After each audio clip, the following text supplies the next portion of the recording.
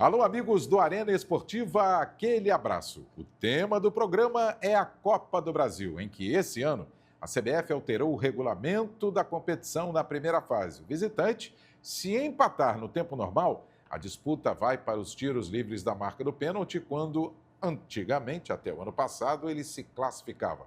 E outros assuntos também, como os valores que foram reajustados. Sobre o assunto, nosso convidado é o jornalista Rafael Marques. Obrigado, Rafael, pela sua presença. Um abraço a você, Rui, também que está conectado com a gente aqui no Arena Esportiva. É sempre uma honra participar do programa. E falar de Copa do Brasil é um tema muito palpitante, porque é uma competição tida como democrática, que ao longo desses mais de 35 anos de realização sofreu inúmeras transformações, algumas para melhor, outras para pior. Essa, por exemplo, que você propõe como tema principal para o nosso debate, ela é bem interessante, Rui. Sobre esse tema a gente começa, né? A bola já rola sobre esse tema mesmo, Rafael. Porque esse tema aí da Copa do Brasil, desde que ela foi criada, nós tivemos sempre o visitante podendo empatar na primeira e segunda fases da competição, que ele já estaria classificado. Era uma vantagem para o clube bem melhor ranqueado, né? Do que aquele que fica ali à esquerda da tabela da Copa do Brasil, ou seja, o mandante. Agora não. Se der empate no jogo, nessa primeira fase, na segunda, a mesma coisa, nós vamos ter a disputa dos tiros livres da marca do pênalti para saber quem vai se classificar. Qual é a sua opinião em relação a isso? Melhorou, piorou ou, para você, nada muda? Bom, para mim melhorou. Eu sei que essa é uma opinião um pouco polêmica, mas antes eu quero contextualizar um pouco dessa questão histórica envolvendo a Copa do Brasil. Sempre é bom lembrar que essa competição foi criada em 1989, ideia trazida pelo então vice-futebol do Vasco, diretor da CBF, Eurico Miranda, copiando o que já era praticado nas principais ligas europeias, né? Já faz muito tempo na Europa que se joga uma competição de mata-mata em paralelo à principal competição, às principais competições nacionais de todas as ligas que existem no futebol europeu. Então, normalmente, na Europa, as equipes que pertencem a uma mesma federação, elas são colocadas nesse campeonato, nesse torneio, desde a primeira fase, e algumas equipes que têm uma condição mais nobre, né, de ranqueamento, são maiores em termos de tradição, de prestígio, e também tem uma classificação melhor no Campeonato Nacional da temporada anteriormente realizada, essas equipes elas só entram a partir da terceira fase, da quarta fase. Quando a Copa do Brasil começa, ela começa tentando preservar o conceito, mas não as minúcias do conceito. E hoje, eu acho que a gente está se aproximando ainda mais daquilo que é feito na Europa. O ideal para a Copa do Brasil, para mim, é que ela sempre cumpra o menor número de datas possível dentro de uma lógica macro de calendário. Em outras palavras, a Copa do Brasil não pode ser pretexto para os clubes utilizá-la como exemplo de aumento, majoração de número de jogos, pensando numa temporada inteira. Até porque o calendário não dá, né, Rafael? Exatamente. Como no Brasil nós temos uma coisa que não tem na Europa, que são os campeonatos estaduais, e eu acho que eles precisam continuar a existir, e até entendo que essa diminuição para 15 datas, 16 datas, ela é benéfica. A Copa do Brasil ela precisa ser mais curta. E eu não estou nem discutindo a questão econômica. Eu acho que esse é um tema que tem que ser debatido em separado. E sim a questão técnica. E por que eu acho que esta mudança agora ela é melhor? A Copa do Brasil começou com 32 clubes. E ela foi aumentando, passou para 48, para 64. E agora tem essa quantidade enorme de clubes, alguns deles só entrando na terceira fase. Por que eu acho que essa competição, essa mudança é benéfica? Porque se um time de menor investimento tem a capacidade de, em casa, segurar o time grande, o time melhor, levar para os pênaltis e eliminar, está aí a natureza democrática da competição. Futebol você tem que discutir como negócio ou como desporto. Né? Um campeonato ele precisa ser justo e emocionante. Se tiver que ser um dos dois, que ele seja emocionante. Porque o futebol tem uma natureza de injustiça própria do jogo. Quantas e quantas vezes um time jogando pior ganha partidas de outro que jogou melhor. É verdade. Então, assim, nesse caso, você tem a possibilidade de tirar do mais forte, do mais poderoso, a vantagem do empate na primeira fase, aumenta, ponto 1, a necessidade desse time maior valorizar o jogo de maneira mais séria, ou seja, tratar essa partida com um pouco mais de concentração. E ponto 2, você amplia, aumenta a possibilidade, até por projeção estatística, de que o time pequeno se classifique para a segunda etapa, para a fase subsequente da Copa do Brasil. E há um Por isso que eu acho detalhe, que... Rafael, que eu queria também, já corroborando aí com você, é que, por exemplo, já há alguns anos, nós jornalistas, não temos mais aquele acesso que tínhamos nos treinamentos dos clubes. Vestiário nem pensar, né? Depois da partida. Faz ali a escolinha do professor Raimundo, o técnico ali parado, às vezes o capitão da equipe, se o clube interessar, coloca o capitão. Às vezes o treinador também não vai, aí fica sem ninguém, ou arruma qualquer pessoa ali para falar, tal, tchau e benção. É por aí. Dessa forma, que eu concordo com você, eu acho que os clubes, eles têm o quê? Que treinar todo dia, não só para uma competição como a Copa do Brasil, os pênaltis, os tiros livres da marca do pênalti. A gente não entra mais em treinamento já há algum tempo. Qualquer dia a gente não vai entrar nem no estádio, né? Vai fazer de costas para o estádio uma cobertura, só as câmeras e mais nada. Porque eles não gostam da imprensa, até porque a imprensa divulga sempre aquilo que é verdade. E os dirigentes geralmente não gostam disso e os jogadores ficam enciumados quando se divulga um fato que é contrário à opinião deles. Então, creio eu, que eles continuem treinando pênaltis nos treinos. Eu acho que sim. E dessa forma vão ter que treinar, porque vai ser o único jeito de poder se classificar depois de um empate nos 90 minutos. Concorda, Rafael?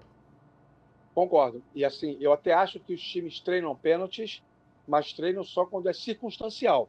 Pois é. Por exemplo, vão fazer um jogo eliminatório no meio de Uhum. semana. No treino da véspera, da antivéspera, separam lá uns 30 minutos, 20 minutos, para poder treinar pênaltis, o que é um absurdo. Eu também A acho. cobrança de pênaltis, a cobrança de faltas, a cobrança de escanteios, essas jogadas de bola parada que decidem jogo, elas deveriam ser parte rotineira dos treinamentos. Concordo. E que rotina Perfeito. é essa? Uma vez por semana, pelo menos, os jogadores deveriam treinar. Sei que existem as prerrogativas associadas ao que determina a fisiologia, sei que o calendário é muito estrangulado, mas isso não pode ser justificativa para você não valorizar o seu tempo de trabalho, maximizando um expediente do jogo tão decisivo como são os pênaltis ou as bolas paradas de um modo geral. E acho que isso vai exigir mais dos clubes, sim, neste sentido. Mas, normalmente, eles treinam quando vão jogar uma partida eliminatória. Mas, assim, se o time é melhor, tem um elenco mais forte, vamos fazer como um extremo, né? Pega um confronto de Copa do Brasil. Pega um time da Série D, ou um time sem divisão nacional, ou um time grande, né? Um time que joga a Série A ou a Série B. Pega essa comparação. Provavelmente, esse time que vai fazer jogo em casa tem uma folha salarial mensal 1/20 do que a folha salarial do time maior. Uhum. Então, assim, por investimento, por qualidade técnica do elenco, por perfil dos jogadores, tem a obrigação de vencer nos 90 minutos. Se não vence nos 90 minutos e vai para os pênaltis, passa a ser, instantânea e involuntariamente, melhor para o produto que o pequeno se classifique. Porque a ideia, a intenção com a mudança do regulamento é exatamente permitir, estimular, né, proporcionar uma incidência maior de times menores avançando de fase. E eu não acho isso ruim. Eu acho que a Copa do Brasil tem que ser tratada desta maneira. Uma competição, e, por exemplo, na Europa, o Sevilha, para citar um exemplo que me vem à mente, é um time que ganhou várias vezes competições de mata-mata, Copa do Rei, Liga Europa. Por quê? Porque não tinha estofo, investimento, qualidade suficiente para ganhar uma Champions, um Campeonato Espanhol, uma La Liga, mas ganha o que ele pode ganhar. Então, isso traz para ele um universo de competição maior. É verdade. Recentemente, nós temos o Valência campeão da Copa do Rei. Recentemente, o Atlético Bilbao é o segundo maior vencedor da Copa do Rei. Tem mais títulos que o Real Madrid, por exemplo. Então, assim, isso é bacana. Acho que o conceito de uma competição de mata-mata é que ela seja emocionante. Então, a mudança do regulamento lá atrás, que preservou para as fases 1 e 2 jogo único, já achei uma boa. É assim na Europa, funciona há décadas lá e muito bem. Agora, tem uma coisa, né, Rui, que eu acho que tem que falar. Lá na Europa, vai ter Eudense e Barcelona, o jogo vai ser em Alicante, em Elda, sabe, lá na Espanha. Vai ter Acadêmico de Viseu e Benfica, o jogo vai ser em Viseu. Com certeza. Campo que cabem 5 pessoas. É isso que tem que ser, a preservação da natureza da competição. Independentemente do quanto isso possa impactar no produto prefeito de transmissão, né? E para a venda do jogo, porque estádio em que cabem menos pessoas, obviamente, a renda fica menor. Independentemente disso, pensando no desporto, no contexto de competição, é muito interessante. Eu também concordo com você, ainda mais, porque se o sujeito, por exemplo, a Copa do Brasil, conforme você disse, eu tenho a mesma opinião, Rafael, é uma competição altamente democrática. Porque você veja, por exemplo, o Vasco vai pegar a União de Rondonópolis, lá no interior do Mato Grosso. Vai sair daqui, vai fazer uma viagem... Depois. Hein? Como é que é? 20 anos depois. Exatamente. 20 não, 20 ou 18, por 18 aí. anos depois. 18, 20 anos. Mais ou menos Eu isso. estive lá em Rondonópolis. E eu não conheço o estádio Rondonópolis, mas é longe da capital Cuiabá. E não é fácil você chegar E até quando eu cheguei lá, quando eu É. fui para esse jogo, tanto eu, né, a equipe da Rádio Globo na época, eu, o Evaldo José e o Flávio Santos, o operador, nós fomos, foi o Flávio Santos não, foi o João Carlos de Lima, o filho. Quando nós fomos para Rondonópolis, havia um movimento sem terra, fechou a rodovia. Então nós pegamos de estrada, uma via alternativa, 5 horas de estrada de barro para chegar de Cuiabá até Rondonópolis. Você vê o que os caminhoneiros sofrem, né, nesse país e para desovar aí a safra, né, brasileira, né, sem a menor condição. E hoje continua a mesma coisa, praticamente em determinados municípios do nosso país. Então, aí você tem a Copa do Brasil, você está disputando o Campeonato Carioca, a Copa do Brasil, o Campeonato Brasileiro vai começar também de forma antecipada, agora em março, tudo em função de uma outra competição que a senhora FIFA criou, que é o Mundial de Clubes, né, com, sei lá, 32, são 32 participantes, né, nessa competição. E aí depois vem a sequência do Campeonato Brasileiro, tem Libertadores, tem Copa Sul-Americana. Eu acho, isso que você disse aí, democraticamente a Copa do Brasil e isso vai fazer com que aquele clube que está à direita da tabela, melhor ranqueado do que aquele que é o dono, né, o mandante da partida, possa também se preparar, porque a Copa do Brasil teve um reajuste, até a gente vai tocar nesse assunto já já, dos valores dos clubes participantes aí na competição. Sobre o assunto aí dos clubes participantes, a terceira fase, 12 clubes, Rafael, vão entrar na terceira fase da competição. São clubes assim, por exemplo, clubes aí já garantidos na terceira fase da Copa do Brasil, como o Botafogo se classificou da Libertadores via Brasileiro, o Palmeiras se classificou para a Libertadores via Brasileiro, o Fortaleza se classificou para a Libertadores também via Campeonato Brasileiro, o Inter se classificou para a Libertadores via Brasileiro. O Paysandu foi campeão da Copa Verde, mais uma competição. Flamengo, campeão da Copa do Brasil. CRB, classificado como vice-campeão da Copa Nordeste. O Santos, campeão da Série B, esse ano retorna à Série A. São Paulo se classificou para a Libertadores via Campeonato Brasileiro. O Corinthians também se classificou pelo Brasileirão. O Bahia se classificou para a Libertadores via Brasileiro e o Cruzeiro, 9º colocado no Campeonato Brasileiro. Então, você veja, Rafael, que esses clubes aí já vão ter uma vantagem de entrar na terceira fase da competição. Já, na segunda parte do Arena Esportiva, Rafael e amigos do Arena Esportiva, nossos telespectadores, a gente vai tratar desses clubes que vão entrar na terceira fase. Vantagem? É uma vantagem? Não é vantagem? Já o Rafael vai comentar aqui com a gente esse assunto no Arena Esportiva.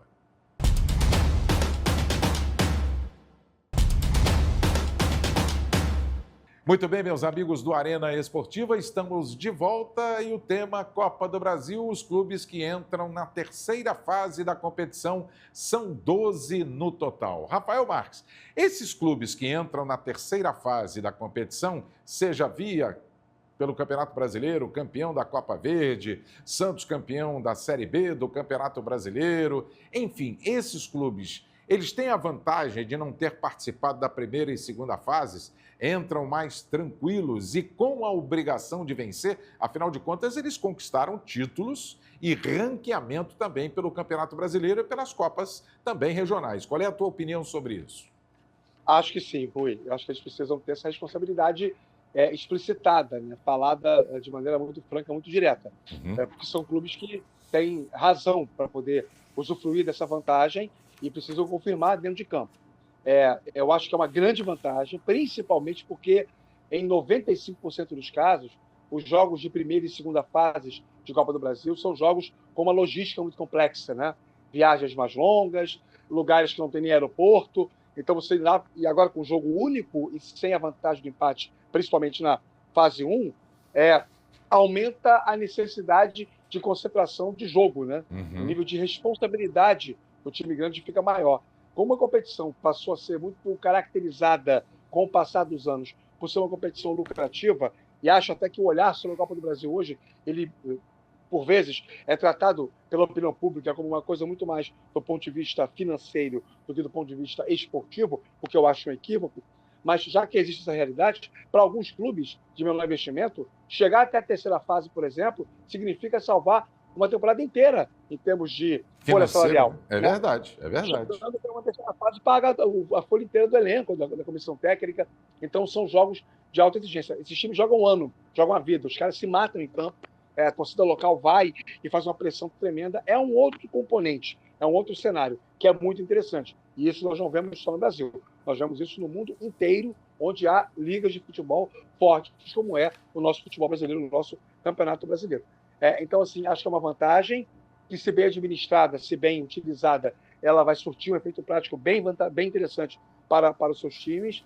E o que é fundamental é que, por exemplo, os clubes, uma vez não jogando esta fase inicial, à exceção do Botafogo, que tem a Recopa Sul-Americana, que mais ou menos coaduna, né, fica concomitante a essa fase inicial de Copa do Brasil, então o Botafogo vai entrar em campo, mas os outros que não vão jogar, que usem a semana inteira para fazer um trabalho específico. Os técnicos reclamam tanto que jogam quarto e domingo, quarto e sábado, quinta e domingo, então aproveite a semana. Que você sabe o que eles fazem? Eles dão 2 folgas dos jogadores. Segunda e terça. Aí você vai para quarta-feira de manhã. Gente, isso aí não tem na minha cabeça, é outra coisa que eu não consigo entender. Eu já ouvi de um fisiologista que o descanso também é necessário. Rivelino Serpa, né, filho do Valdir Espinosa, falava sobre isso. Não, nós temos que também trabalhar a questão do... Mas tá bom. Então marca uma apresentação, os caras entram, bota ali faz um tatame, prepara um tatame numa sala, bota um ar-condicionado em 10 graus, uma música, bota ali um Ray Conniff, alguma coisa, e os caras vão ali descansar, relaxar, conversar. Beleza, mas estão lá, trabalhando, no treino, no ambiente de trabalho. Então, assim, os técnicos reclamam tanto disso que eles têm que ser coerentes na hora que fazem o seu planejamento. Então, nesse sentido, eu entendo que é preciso que os clubes que não estão nessas 2 fases usem essas 2 semanas, uma correspondente a cada etapa do campeonato, para poder fazer esse trabalho, fazer esse treinamento que é necessário.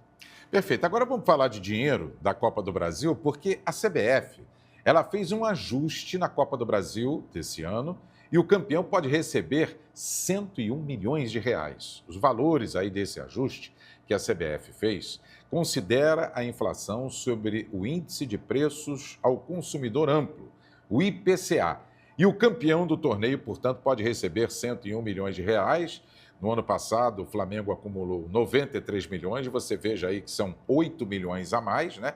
Valores são para os times da primeira divisão, que começam aí a primeira fase da competição. Se uma equipe da Série A do Brasileiro entrar na terceira fase e for o campeão, ele vai embolsar cerca de 98 milhões de reais apenas de premiação, ou seja, 3 milhões de reais a menos. E esse reajuste que a CBF fez ficou na casa dos 5% na premiação para os clubes da primeira fase, as equipes da elite do Campeonato Brasileiro, que vão receber R$ 1.543.500. Eu pergunto para você, Rafael, esse reajuste de 5% dá um gostinho melhor para os clubes, né? Poderem aí investir. Passa da casa centenária tem um impacto importante, né? Até auditivamente, né, Rui? Porque é verdade.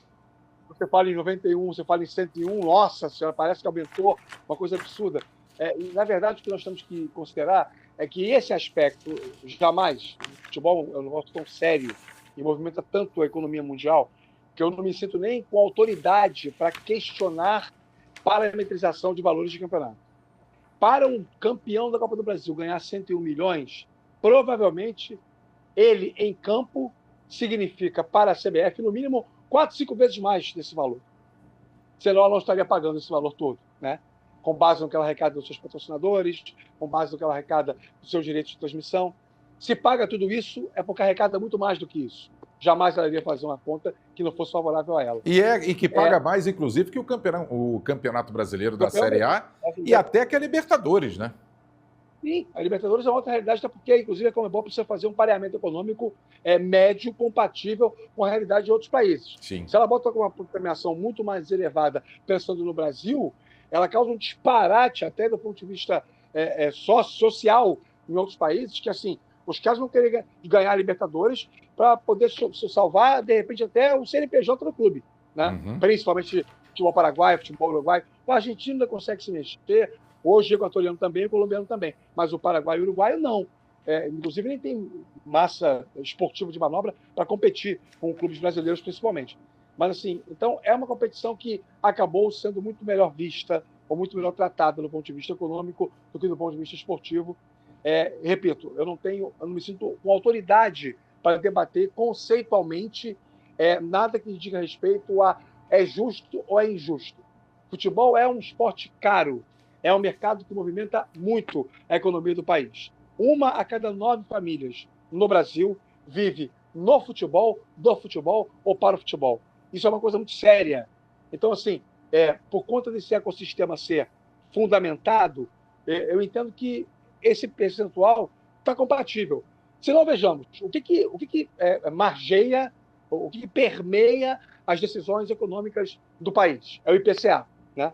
O IPCA normalmente gira em torno, tem girado de alguns anos para cá, em torno de 4,2% a 5,7% anualmente. Uhum. Então, um reajuste de 5% está dentro do que diz o IPCA. É verdade. É claro que a gente está falando sobre estratosféricos, e não sobre o seu salário, sobre o meu salário. Estou falando sobre coisas muito maiores. Mas, do ponto de vista da equitação, da equitatividade econômica, matemática, faz sentido que você tenha esse aumento. Está cumprindo aquilo que o país inteiro está fazendo em todos os seus segmentos socioeconômicos. Então, eu acho que está de acordo, está legal. Eu só lamento, e é uma questão muito mais lúdica, né, de alguém que ama futebol, que acompanha futebol desde criança e que escolheu trabalhar nisso por amor, acima de tudo, ao jornalismo e ao futebol. Eu só lamento que esse fator financeiro tenha se sobrepujado ao fator técnico, que pensando na Copa do Brasil como competição em si, ela tem tudo para ser muito bacana. Com certeza. Eu vou abrir aqui um parênteses, Rafael, para falar do Campeonato Carioca. Rapidinho. A gente já está quase aí chegando ao final, na reta final do programa. Porque o Campeonato Carioca desse ano, a meu ver, teve um exagero muito grande. Campeonato itinerante. Jogo em Cariacica, grande vitória. Jogo em Brasília, no Mané Garrincha. Jogo em Aracaju, no Lourival Batista. Onde teve mais? Me ajuda. Castelão, São Luís. Castelão, Rio Grande do Norte. Isso, no Rio Grande do Norte. Meu amigo, esse é o Campeonato Carioca. Pergunta é para você e o telespectador também está querendo saber. Isso é um Campeonato Carioca itinerante. Cadê os jogos daqui? Tá bom, a gente teve agora Maracanã, São Januário e tal. Mas vem cá, cadê o Campeonato Carioca da raiz, ô Rafael? As coisas parecem com seus donos. Eu sempre digo. Como é que é o negócio? As coisas parecem com seus donos, né? Se a sua casa é desarrumada, é porque você é um cara desorganizado. É verdade. Se a minha barba está por fazer, porque eu sou um cara desleixado. Então, não, você não é desleixado. É um novo momento, conforme diz um amigo meu. Então, assim, na verdade, o que acontece é que o Campeonato Carioca é do que é, porque a federação trata ele assim. Já tive inúmeros embates em alto nível, sempre, porque eu sou um entusiasta, conceitualmente falando, do produto. Sim, eu também. Eu também. E você também. Por empregabilidade, por tradição, por tudo. Por rivalidade, por tudo. Sim. Por exemplo, o que o Vasco, o Fluminense, nesse momento, podem pensar em ganhar? Só o Carioca, mais nada, em termos de projeção. E olhe lá. E olhe lá. Né? Pode acontecer? Pode, mas não é provável. Então, assim, é dentro de uma lógica esportiva, inclusive. Então, eu sou defensor dos estaduais. Mas a federação, ela não consegue ter, diante do campeonato, o controle que tinha enquanto tinha o contrato anterior de transmissão de televisão. Enquanto havia aquele contrato até 2018, a federação tinha mais o controle, porque era um contrato amarrado, era bom para todo mundo. A partir do momento que o contrato foi quebrado em 2019, em função de uma decisão tomada pelo recém-eleito presidente do Flamengo, Rodolfo Landim, o campeonato definhou. A federação passou por seríssimos problemas financeiros, ficou devendo 11 meses de salários para os seus funcionários, muita gente vendendo coisas em casa para poder ajudar a pagar o próprio salário. Foi uma tragédia. E depois, aos poucos, conseguiram ressuscitar economicamente o produto. Mas, em resumo, se a federação tivesse sobre o campeonato estadual um olhar preventivo, acabou o Campeonato Carioca dia 22 de março, não é isso? Esse ano vai ser 22 ou 23 de março. Meus amigos, dá um mês de férias. Em maio, você começa, vamos lá, laudos, qualidade do gramado, capacidade de jogo para receber time grande. Quem vai comprar eu tenho que vender o estadual até agosto. Não participou da licitação, não vai transmitir. Eu vou antecipar a licitação. Ah, mas os clubes não conseguem, então os clubes não disputam. Se você... Aprendi com a minha avó, dona Faustina, portuguesa, que Deus a tenha, dizia, quem não tem competência não se estabelece. Verdade. Então não joga o campeonato da Série B, da Série A2. Se você não consegue jogar a Série A1, então desculpa, isso é uma prerrogativa besta, insólita, que não se sustenta para mim. O dia que a federação começar a cuidar do produto dela da maneira que tem que ser cuidada, ou seja, com a prevenção que o produto exige, pode melhorar. Eu também concordo com você, mas acho uma falta de respeito com o torcedor do Rio de Janeiro você fazer jogos de fora. Tá tudo bem, os clubes precisam faturar R$1 milhão e tudo mais, mas você sair daqui para jogar em Aracaju, sair daqui para ir para Cariacica, Grande Vitória, para São Luís do Maranhão, você já vai fazer isso na Copa do Brasil. Você já vai fazer isso no Campeonato Brasileiro? Não nesses locais, né? Mas você vai viajar para São Paulo, para Belo Horizonte, para Porto Alegre, para Goiânia, por aí vai, para Curitiba. Então, é muita viagem e o desgaste realmente acontece. Eu quero agradecer a você, Rafael, a tua presença aqui no Arena Esportiva, porque o assunto foi Copa do Brasil, mas eu não poderia deixar, em momento algum, de tocar esse finzinho do programa do Campeonato Carioca. Obrigado pela sua presença e até a próxima oportunidade, Rafael. Sempre à disposição, Rui. Você é um amigo querido de longa data, de muitas e muitas coberturas, em especial na Granja Comari, inesquecíveis da minha pavimentação como repórter, e ainda em tempo, né? Sim. Já que recentemente tivemos o Dia do Repórter. Parabéns a você, a mim também, e a todos. Isso. A todos que transformam o jornalismo em algo consumível. É o repórter quem trabalha a informação e transforma em notícia. Com Obrigado certeza. pelo carinho. E a todos os colegas aqui também da TV Alerj, né? Repórteres que fazem o dia a dia aqui do acompanhamento dos deputados, das comissões, né? Enfim, de tudo que acontece aqui na Alerj. O Dia do Repórter que recentemente a gente comemorou, né? Então, um beijo no coração de cada um dos colegas que trabalham com a gente e, mais uma vez, obrigado pela sua presença. Muito bem, Rafael. Por hoje é só. Nós chegamos ao final do Arena Esportiva. Contamos com a presença do jornalista Rafael Marques, da ESPN Brasil, e você pode acompanhar tudo pelo canal 12 da NET, na TV aberta no canal 10.2 e também pelas nossas redes sociais. TV Alerj, o canal do povo.